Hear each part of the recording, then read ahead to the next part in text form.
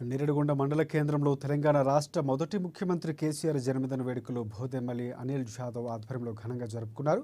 మొదటి cake cut చేసి సంబరాలు చేసుకుని ఒకరికొకరు తినిపించుకున్నారు. అనంతరం ఎమ్మెల్యే అనిల్ జాదవ్ తన అనుచరులతో పాటుగా వందలాది మంది నాయకులు, కార్యకర్తలు పెద్ద సంఖ్యలో రక్తదానం చేశారు.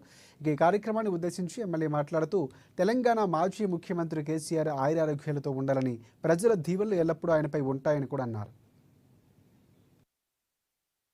తిరుగుండదు అంట అన్యాయాన్ని పగదులేని అడుగే అవతలోడు ఎంత